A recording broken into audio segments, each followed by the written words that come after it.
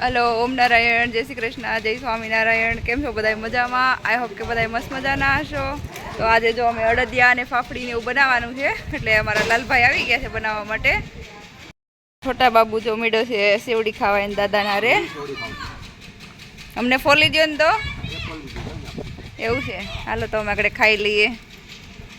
અને અમારી બધાથી નાની નાની બેબી આવે છે, જો નાની સાયકલ લઈને. ભાંગી ન જાય પવિત્ર. હે તો જો અડદિયો બનાવવાનો છે, તો પપ્પા મળ્યા છે માવો ને ખમણવા. ને આ ડ્રાયફ્રૂટ બધું કપાઈ ગયું છે. આ બદામ છે, કાજુ છે, માવો. અને અમારા લાલભાઈ આવી ગયા છે જો અડદિયો બનાવવા માટે.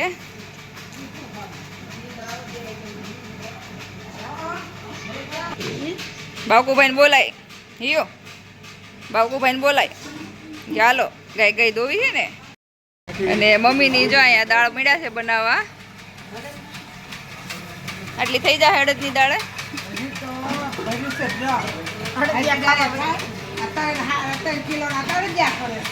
એવું છે. કાકી શું કરે છે?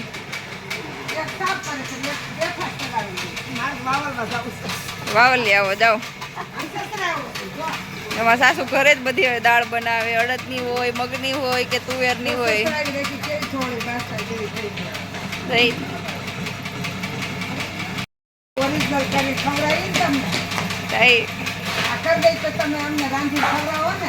હું બનાવી દઈ અડદની દાળ. અડદિયાત મને નથી આવડતા. એ તો બહુ સારું ફાવે.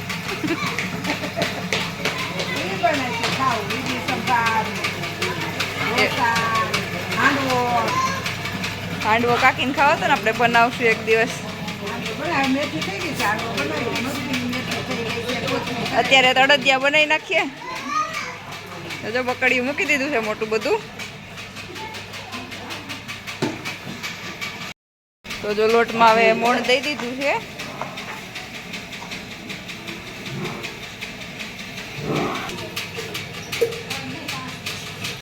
તો જો અહીંયા ઘી ગરમ થવા મૂકી દીધું છે.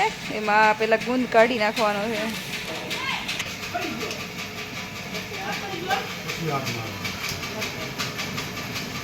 સરખી ભાંગજો, એક ગાંઠ રહેવી ન જોઈએ.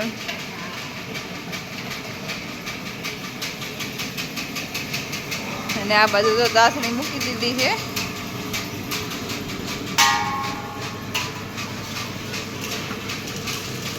ગુંદને તળી લઈએ પેલા આપણે.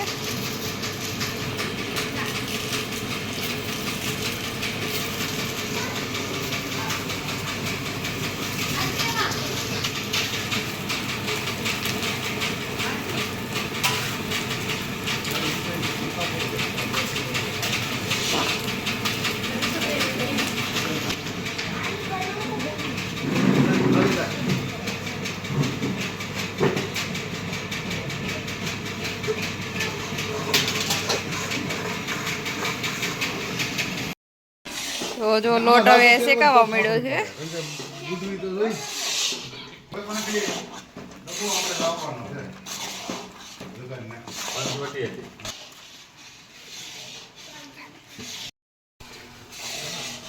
તો જો આપણે એમાં માવો હવે એડ કરી દીધો છે.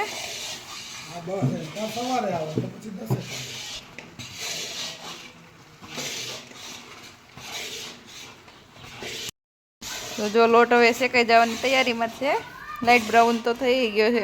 હવે કેટલોક શેકાવા દેવાનો છે લાલભાઈ? એવું છે. પપ્પા મળ્યા છે તો ચા પીવા. અડદિયો થઈ ગઈ તૈયાર થવા આવ્યો છે. એમાં હવે આપણે ડ્રાયફ્રૂટ ઉમેરી દઈશું. આ છીણેલી બદામ છે. આટલી જ ક્વોન્ટિટી છે, જુઓ તમે. આટલી એટલે કિલો કિલો જ છે.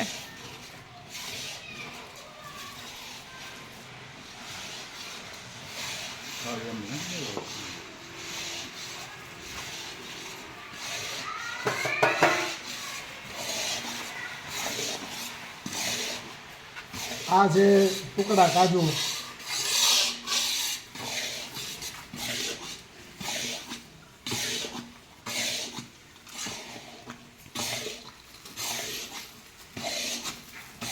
અને અમારા ઋષભભાઈ તો સુગંધ આવી ગઈ છે એટલે એ આવી ગયા છે ખાવા. ખરેખર એવું રસ્તામાં આવતો હતો ને મને સુગંધ આવતી હતી એટલે જ હું આવ્યો કીધા કાંઈક આજે રંધાઈ રહ્યું નહીં એટલે જોવા માટે આવ્યો. આ તો અડદિયો તૈયાર થઈ ગયો. તમે ક્યારના બનાવતા થઈ જ જાય ને, હજી ફાફડી બનાવવાની છે. આપણને એમાં રસ નથી. અડદિયામાં જ છે આમાં રસ. માલ ખાવાનું કે ફાફડી શું ખાય કેમ લાલભાઈ? એવા ગાંઠિયા શું ખાવું છે?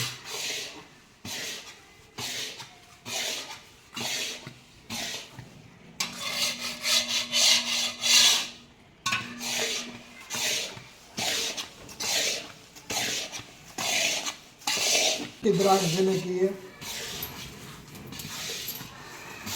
ठंडी ठंडी है ફ્રીઝરમાં મૂકેલી હતી એટલે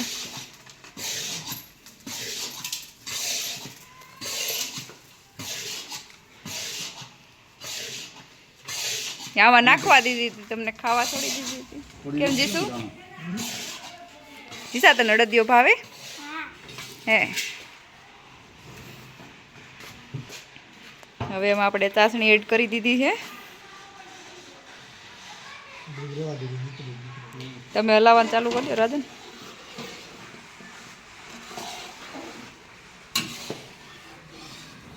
નવા કંદોય આવી ગયા છે. લાલભાઈ સ્ટાફ બદલી ગયો. લાલભાઈ હમણાં જો અમદાવાદમાં જાય છે કે ઊંધિયું બનાવવા માટે.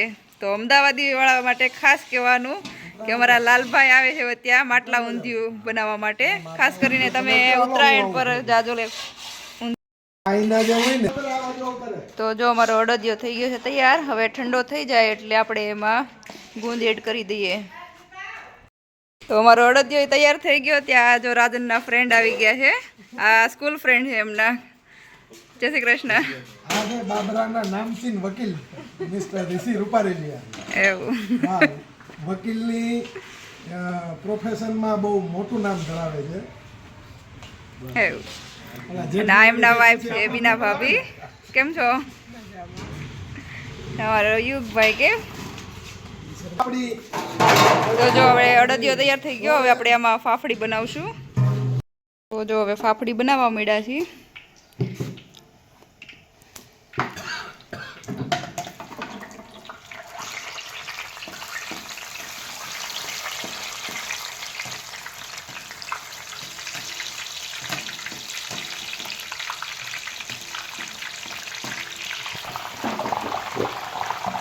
એકદમ મસ્ત મજાની ફાફડી બની ગઈ છે. અને અમારા લાલભાઈ ફાફડી બનાવે એમાં કંઈ ઘટે નહીં. એકદમ તારે પોતી પોતી સરસ હોય.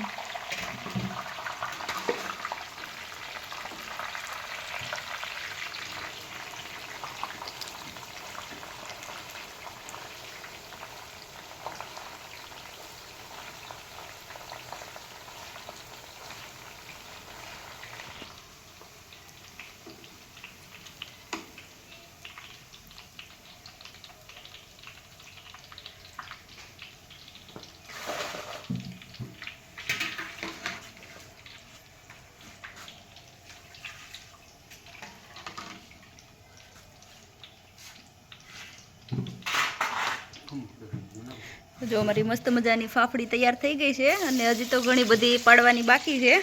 આ કદાચ આખો થાળો ભરાઈ જાય એટલી હજી બનાવવાની બાકી છે.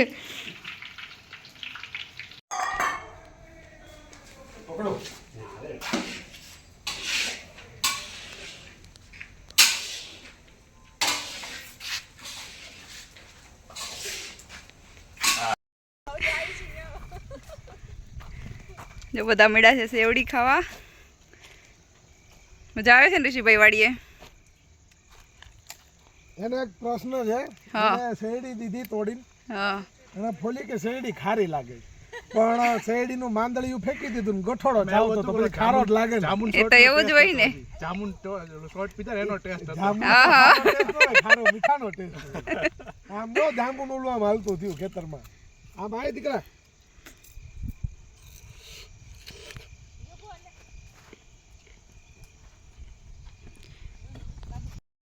તો જો ફાફડી ને અડદિયો તૈયાર થઈ ગયો. તો આપણે મહેમાનને નાસ્તો કરવા માટે બેસાડી દીધા છે. અને એ પણ ખેતરમાં એટલે ખેતરની મજા કંઈક અલગ જ હોય કેમ ઋષિભાઈ? અડદિયાની સાથે આ શેરડી છે ખાવા માટે. એટલે ઈ મોડી નહીં લાગે? દીકરા બેસ. ગળદીઓ ખાવા નથી રખતા.